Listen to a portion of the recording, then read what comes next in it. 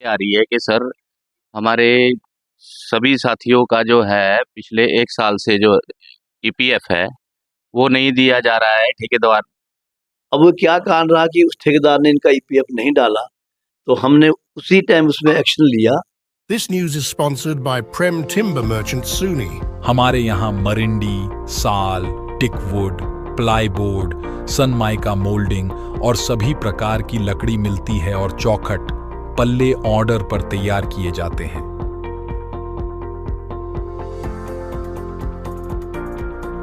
जी, आप अपना नाम बताएं और समस्या बताएं। नमस्कार सर, मेरा नाम राजेश कुमार है।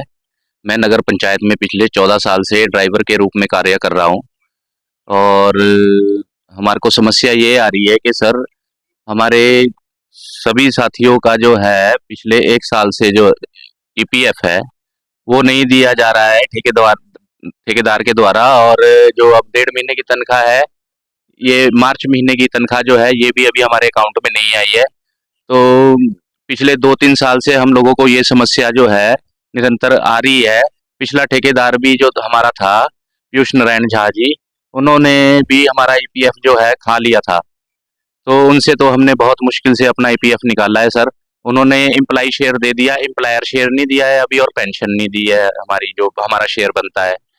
तो हमारी तो नगर पंचायत से यही विनती है कि हमारा जो ईपीएफ है और हमारी सैलरी हमारे अकाउंट में डलवा दी जाए ताकि हम आगे अपना जो है कार्य शुरू कर सकें। क्योंकि अभी भी हम घर से अपनी ड्यूटी पर ही आए हैं, अपने रोजगार पर ही आए हैं। हम एक जगह आराम से बैठे हैं। हम कोई इसको हड़ताल का रूप नहीं बोल सकते हैं। हमने काम अपने अधिकार के लिए रोका है, क्योंकि ठेकेदार चला जाएगा तो हमारे को पैसा कौन देगा हमारा। ठीक है जी, इसके लिए राजेश जी, आपसे एक बात जानना चाहता हूँ कि जैसे आपको पता चला कि आपका ईपीएफ नहीं काटा जा रहा है, आपके जो ये ठेकेदार हैं वर्तमान में, तो आपने इनके खिलाफ क्या बोलते अपने नगर पंचायत में या श्रम विभाग में कहीं कोई जानकारी दी? सर देखो, श्रम विभाग में तो अभी तक हम नहीं गए हैं, पर हमने अपने नगर पंचायत में जून मेरे ख्याल सितंबर अक्टूबर से हमने जो है अपने नगर पंचायत के हमारे सूर्या सर हैं और हमारे चेयरमैन साहब हैं, हमने उनको इस बारे में बताया कि हमारा ईपीएफ नहीं आ रहा है, ईपीएफ नहीं आ रहा है। तो उन्होंने बोला कि कोई बात नहीं, आज डाल देंगे, ठेकेदार डाल देंगे। जब हमारी तनख्वाह से हमारा ईपीएफ कट रहा है तो हमारी सैलरी हमारी अकाउंट में क्यों नहीं आ रहा है सर? क्यों बिल पास किया जा रहा है नगर पंचायत के द्वारा इस ठेकेदार का? हम आपसे यही विनती करते हैं कि हमारा जो है पीएफ और हमारी सैलरी दिलवाएं। अगर आज शाम तक, जो हमें सूचना मिली है कि आज शाम तक का टाइम लिया है ठेकेदार ने आपका ईपीएफ जमा करवाने का, अगर वो आज शाम तक आपके खाते में ईपीएफ जमा नहीं होता है तो आपका आगामी कदम क्या रहने वाला है? आगामी कदम सर यही रहेगा कि अब हम जो है श्रम विभाग में जाकर उसके खिलाफ जो है शिकायत दर्ज करेंगे और अपने शिमला ग्रामीण के विधायक जी से भी मिलेंगे, इस बारे में उनसे भी बात करेंगे और आगे की जो कार्रवाई है वो भी करेंगे सर। हाँ जी, जो भी होगी काम उसके बाद ही शुरू करेंगे। जब तक हमारी तनख्वाह नहीं आएगी हम बिना पैसे के कोई काम नहीं करेंगे सर। सबसे पहले मैं आपका मान्य टीवी का धन्यवाद करता हूँ और आपका आभार करता हूँ कि आप हमारे पास आए। और हमने भी कल ही अपने मीडिया में देखा है कि उन्होंने कुछ मीडिया में गए हैं, कुछ चर्चा उन्होंने की है अपने तनख्वाह के बारे में और ईपीएफ के बारे में। जैसे आपने कहा कि वो आपके पास आए थे, हमारे पास यहाँ ऑफिस में वो लगभग 10-12 दिन पहले उनकी एक एप्लीकेशन आई थी और खुद भी आए थे और खुद भी मेरे से वो पर्सनली मिले थे।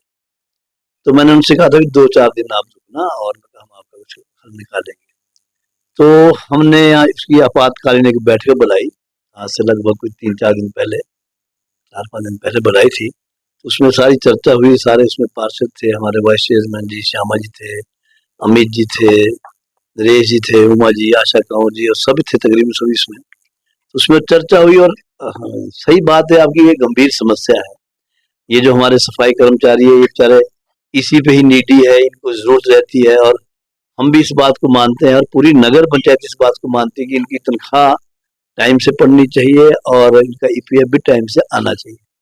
लेकिन कुछ कारण रह गया कि हमने नगर पंचायत इनके ईपीएफ जो ठेकेदार को हमारी पेमेंट जाती है वो उनको हम डाल देते हैं। अब वो क्या कारण रहा कि उस ठेकेदार ने इनका ईपीएफ नहीं डाला, तो हमने उसी टाइम उसमें एक्शन लिया, उसको हमने एक लेटर इशू किया, उसको हमने जल्दी से जल्दी वो लेटर भेज के उसमें लिखा है कि आप जल्दी जल्दी इनका ईपीएफ जमा करें और इनकी तनख्वाह दे दें।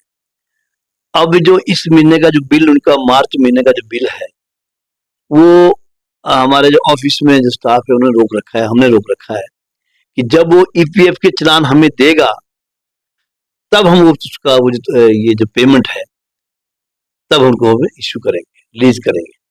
तो उसने आज का टाइम दिया है कि 12-1 बजे तक मैं इनका जो ईपीएफ है वो मैं आज डाल दूंगा, और हम जैसे वो डालेगा वैसे उनकी पेमेंट हम रिलीज कर जी।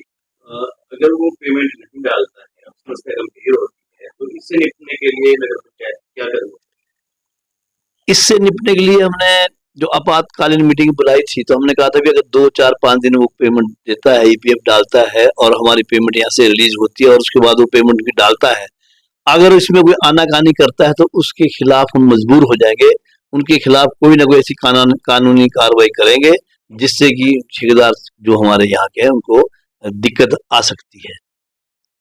जी, जैसे ये जो सफाई कर्मचारी है, पैसों को लेकर उनका कहना है कि हम इस पर चला चाह रहे हैं, तो आने जाने की भी दिक्कत होती है, सैलरी नहीं मिलती है और क्या बोलते हैं उनके ईपीएफ जमा नहीं, उनको आप काम पर कैसे लाना क्या प्रयास करेंगे, या अगर वो काम पर नहीं आते तो उनके साथ भी कोई गलत ना हो इसके लिए आप कोई कदम उठाएंगे या क्या करना चाहिए? नहीं, हम तो ये चाह रहे हैं कि वो काम पे आ जाए। मेरी इन्हीं सभी जो मेरे सफाई कर्मचारी हमारे यहाँ पर है, मेरी उनसे हम्बली रिक्वेस्ट है कि आप काम पर आ जाएं और मेरे पास ऑफिस में आए। अगर किसी को कोई जरूरत है, जितना मैं कर सकता हूँ उनकी मैं पूरी मदद करूंगा। जब उनको तनख्वाह आ जाए तो हमें उसमें कर लेंगे, जो भी हमसे बन सकता है। एज ए मेरा पर्सनल व्यू है, मेरी पर्सनल जो मैं यहाँ पर हूँ, बैठा हूँ, अगर उनको कोई दिक्कत है, किसी को छोटी मोटी कोई दिक्कत है, उसके लिए हम बैठे हैं। हमारे नगर पंचायत के सारे काउंसलर बैठे हैं, उनके साथ हैं, सफाई अपने जो स्टाफ है वो उनके साथ है।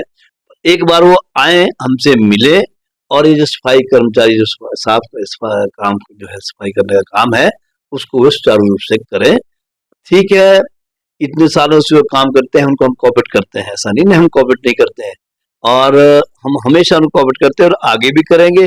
लेकिन मेरी उनसे एक रिक्वेस्ट है कि वो ऐसा कोई कदम ना उठाएं जिससे कोई दिक्कत आ जाए और हम नगर में दिक्कत आ जाए। और हम चाहते हैं, मेरी उनसे हाथ जोड़ के विनम्र निवेदन है, मेरे वो सब छोटे कोई बच्चे हैं, कोई मेरी बहनें हैं, कोई मेरे भाई है, और वो आप काम पर आए और वो जो दिक्कत परेशानी है वो उनको नहीं आने दें। ठीक है, 365 दिन होते हैं, उसमें 2-4 दिन आ गई है तो उनके लिए हम उनके साथ खड़े हैं, पूरी नगर पंचायत उनके साथ खड़ी है, पूरा स्टाफ उनके साथ खड़ा है, उन्हें कहीं जाने की जरूरत नहीं है। जो कुछ छोटे मोटे लोग उनके मिल रहे हैं, तो मैं उनसे कहूंगा कि आप भी उनको समझाएं कि वो हमारे ऑफिस में और मिले। नमस्ते जी, मेरा नाम संजना। हमारा 1.5 महीने की तनख्वाह नहीं पड़ी और साथ में ईपीएफ का पैसा नहीं पड़ा, और साथ में क्या नाम, बस का किराया नहीं हो रहा, सिलेंडर नहीं भरे जा रहे, बच्चों की फीस नहीं हो रही, अब बच्चों को कापियाँ लेनी है। हमारा क्या नाम, पेमेंट में से ईपीएफ का पैसा कटा हुआ वो हमारे को नहीं मिल रहा है जी। और राशन के लिए भी हमारे उधार कर्ज बहुत हो गया हुआ है, वो कैसे दे। हमारी पेमेंट डालेंगे और हमारा क्या नाम, ईपीएफ का पैसा डालेंगे तो हम काम शुरू कर देंगे। जी, आप अपनी समस्या बताएं। नमस्ते सर, मैं किरणा देवी। पेमेंट नहीं पड़ रही है जी, और ईपीएफ नहीं हमारा मिल रहा है सर, जी, इसलिए हम ऐसे बैठे हुए यहाँ। आप चाहते क्या है? हमारा ईपीएफ मिल जाए, 1.5 महीने की पे भी पड़ जाए, फिर हम काम शुरू कर देंगे जी। सर, हम सुन्नी की समस्त जनता से अनुरोध करते हैं, हाथ जोड़कर विनती करते हैं कि हमारा जो ये पैसा फंसा हुआ है कूड़े कचरे का, जो हम काम करते हैं, डोर टू डोर कचरा लेकर आते हैं और उसका पैसा सुन्नी की जनता भी दे रही है, तो हमारा जो है बकाया पैसा हमें दिलाने की हमारी मदद करें सर। और जो इस वक्त आम जनता को परेशानी हो रही है, 3 दिनों से उनको कूड़े की दुर्गंध सूंघनी पड़ रही है, उसके बारे में आपको क्या कहना है? वो सर, हमारा पैसा आते ही हम तुरंत, चाहे हम दिन में करें चाहे रात में करें, हम एक ही दिन में सारा काम साफ कर देंगे सर। जी, धन्यवाद।